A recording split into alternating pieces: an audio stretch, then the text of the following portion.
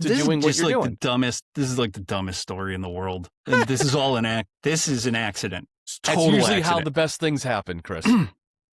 Oh, 100%. Yeah. So we moved back to Connecticut. Yeah, the position I had as an editor, like archaeological services, was actually starting to wind down. They were just not as competitive as some, a lot of the other contract archaeology players at the time, and they couldn't be because they were tied to the school, which is totally understandable. So I was let go because they just decided to make the project archaeologists do extra work, which is fine. Consolidation, great. Thanks. Yep, totally fine. Great. But I was out of a job. So I wound up thinking like, I'm pretty good doing what I'm doing, like editing this kind of stuff, and it was all compliance reporting for state and federal agencies.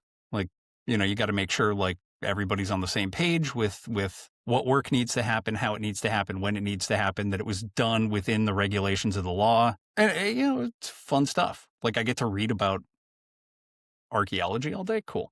Not all of it's interesting. Like, oh yeah, we dug 4 holes for a, potential cell phone tower location, and we didn't find anything except for a couple of beer bottles. Yeah. Great. But I mean, that stuff goes quick, and you've always got the big projects like, that are, multi-year phase 3 things. And there's tons of sites within these big giant, like we're talking like power line work and things like that, where you've got like 60 miles of power line stuff going in, and potentially you're going to run into a bunch of just stuff. Like a burial site or something, right? Yeah, you get all these different sites in there. And so now you've got some stuff where there's like historical archaeology, you've got some, indigenous sites. And so like you get this full scope, and you're working with a bunch of stakeholders and making sure things are moving it's not the most exciting job, but for an archaeology nerd, it's fun. Sure. So I was like, hey, maybe construction companies need people writing these things, because I've written enough of them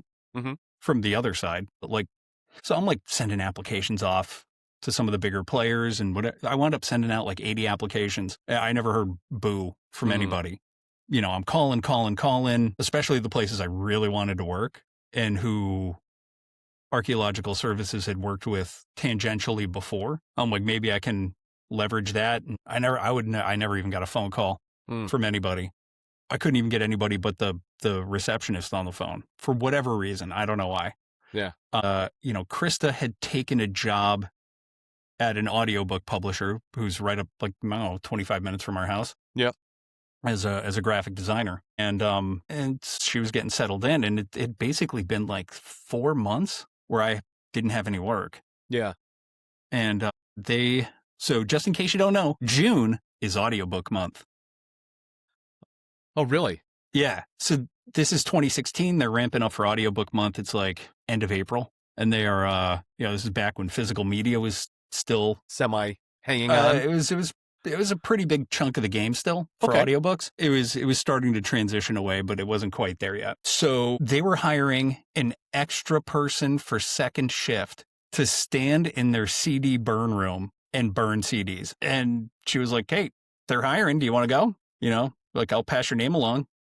And I'm like, I got nothing else going on. And second shift right now actually works out pretty well because, we had the kid in school. Like I could be home during the day. This is before work at home was, a reality for most Americans. And I was like, okay, cool. It's not much. It's not going to cover all the bills, but we'll do it. So I burned CDs for 6 months, just standing in a CD room with picture a very tall computer tower. Yeah, with and then picture 30 of them. Yeah. On a wall. They hold 12 CDs each, and you're just dropping CDs in the trays, closing the trays, letting them rip, take them all out, stack them up, make sure everything's in order, package them up, move them along. And as jobs would open up in the company, because it was a great company, all the people were really cool. Everybody was super friendly. Because it's like, audiobooks, the audiobook world really is populated by book nerds and introverts, right? So it's all the quirky people you loved hanging out with. If you were creative when you were younger, they're all there. Yeah. They're all there. And it's just super fun. And everybody's bright. You have great conversations. Like everybody's well read. At minimum. Sure. They work for a book company. Yes.